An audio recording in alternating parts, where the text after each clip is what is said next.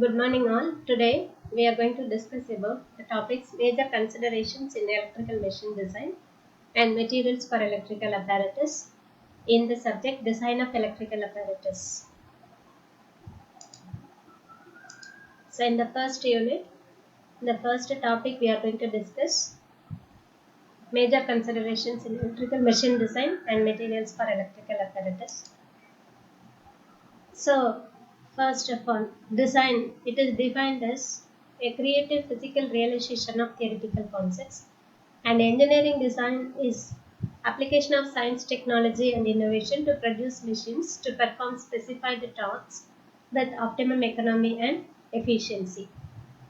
So, to obtain this optimum economy and efficiency with good performance, the major considerations we have to consider to evolve good design are three considerations we are going to discuss: cost, durability, compliance with performance criteria laid down in specifications.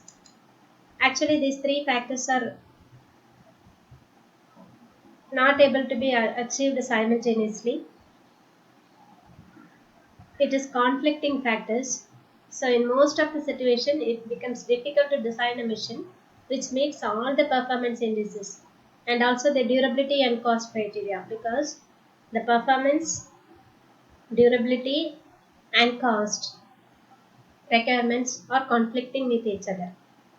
So in induction motors, in general purpose applications, a good design is considered for a machine where it has reasonable operating life between 20 to 30 years and has a low initial cost. But in large synchronous machines and transformers, which are used in power systems, must be designed with reliability and durability in operation as major considerations, uh, with less emphasis on initial cost, because it is going to be operated continuously for years together. So initial cost is not a major consideration here, but reliability. Reliability means every time the performance of the machine is expected to be the same, and the durability in operation. Okay, so these two factors are given as important considerations in large synchronous machines and transformers used in power systems.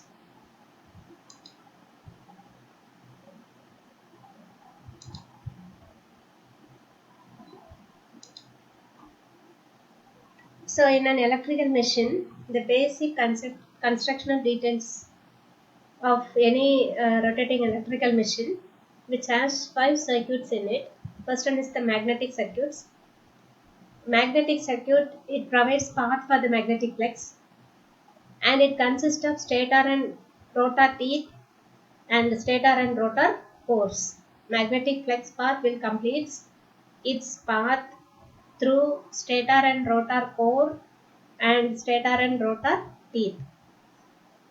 Second circuit is the electrical circuit. It consists of stator and rotor windings. Electric circuit will be actually it provides the path for the electric current through the windings of stator and rotor. And third circuit is the dielectric circuit. It consists of insulation required to isolate one conductor from another conductor and also from windings from the core. So two separate dielectric circuit is considered in machine design. One is to isolate one conductor from another conductor, because many number of conductors will be there in a coil, and also windings from the core. Fourth circuit is the thermal circuit. It is concerned with modern media for dissipation of heat. Actually, heat will be produced in the machine due to the losses present in the machine, and that losses are dissipated, or losses are simply wasted in the machine by producing heat, and so that heat has to be dissipated out of the machine. So for that we will be considering the thermal circuit. And the last one is the mechanical parts. It consists of frame, bearings, and shaft.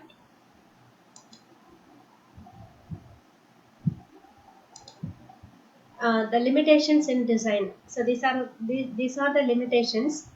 Saturation of the machine, that will affect the magnetic circuit. temperature rise. So that is the limitation due to the losses present in the machine. And the same temperature, due to the temperature rise in the machine, insulation system may failed, and due to the losses again the efficiency of the machine may be reduced. And mechanical parts, in a sense, mainly the shaft and other bearings and so on.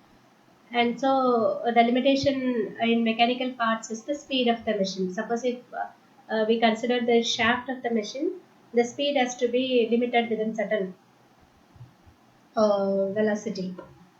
And commutation is in mainly in DC machine, because the spark will be produced in the commutation process, and that due to the self-induced EMF in the machine, so that voltage is the limitation in due to the commutation process. If the voltage level is increased, the level of spark produced between the commutator segments will be increasing. So the voltage and hence the commutation is also a limitation in case of DC machine is considered. And the next factor is power factor. So this is in case of mainly induction machines, wherein the air gap is the matter, and so the air gap length will be very lesser in case of this induction machine. So that influences the power factor of the machine. And the next factor is the consumer specifications, and whatever the specifications given by the consumer also has to be met out in addition to the standard specifications of the machine. So meeting out these two specifications will become somewhat a limitation in the design of any electrical machines.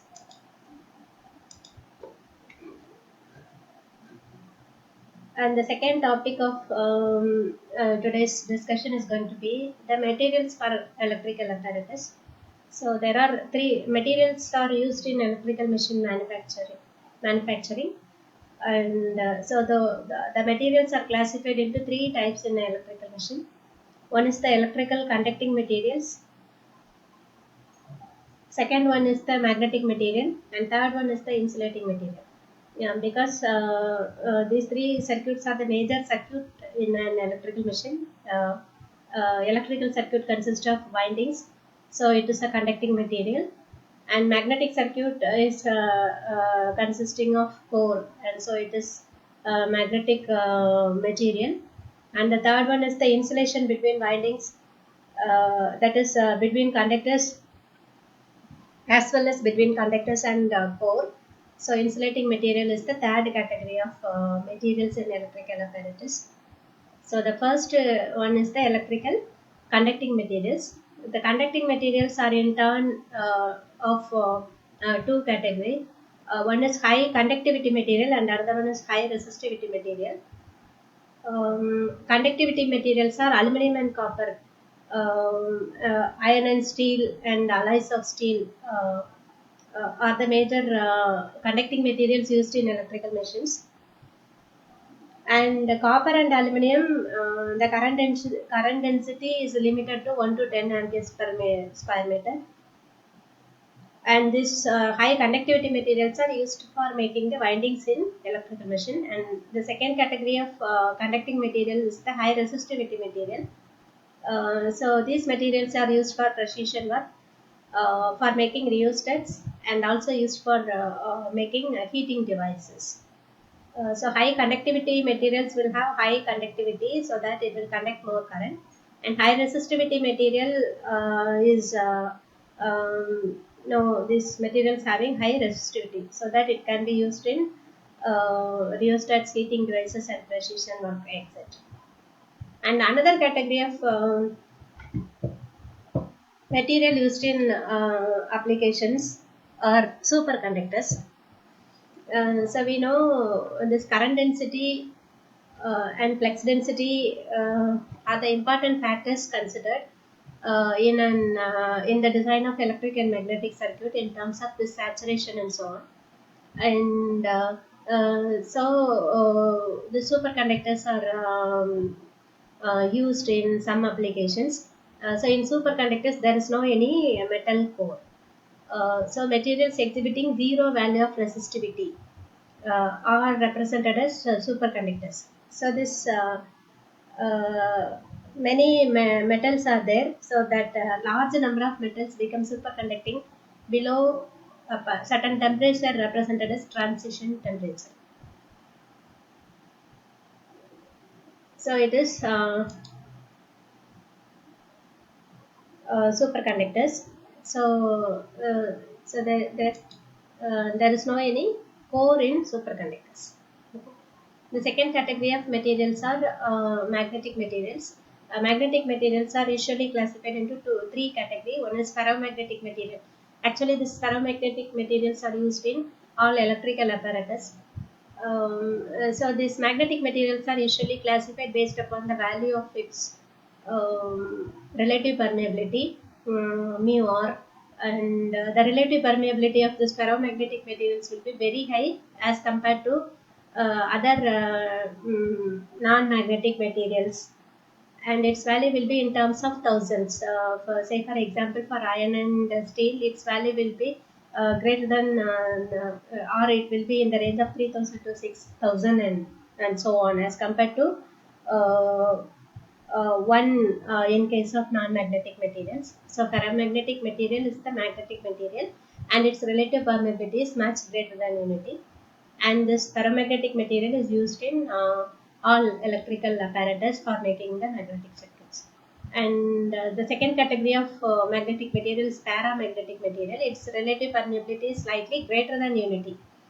And another thing, this paramagnetic material is not depends upon the magnetizing force.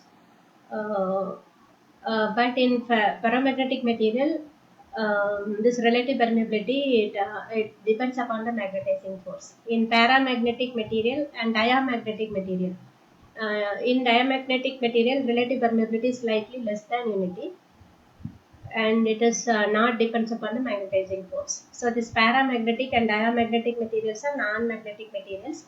Its relative permeability will be slightly greater than or less than unity, and finally it will be considered as a non-magnetic material.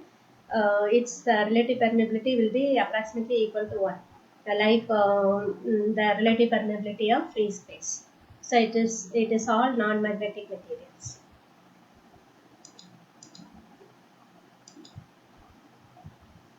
So another category of magnetic materials based upon the area of hysteresis loop.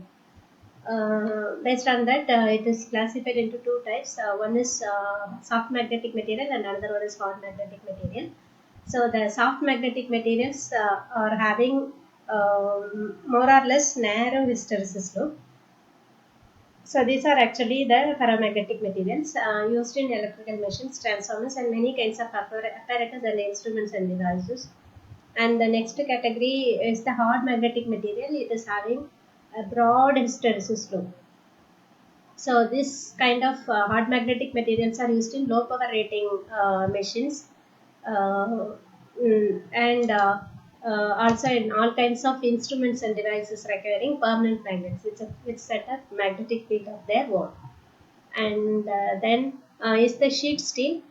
In sheet steel, it is of non-oriented sheet steel and oriented sheet steel.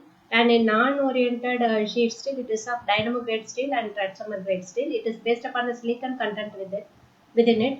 If it is lesser content, that is 0.5% or less, then it is dynamo grade steel. And another one is transformer grade steel. So it is high resistance steel, high silicon content, 4 to 5 percentage of silicon content will be there in it. And the last one is the cold rolled grind oriented steel. It is a oriented steel, that is grind oriented steel. So this is also used in many engineering applications.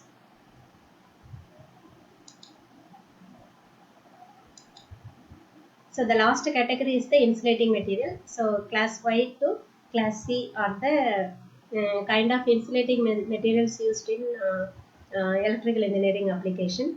So few examples are also given in this slide. So you just go through this.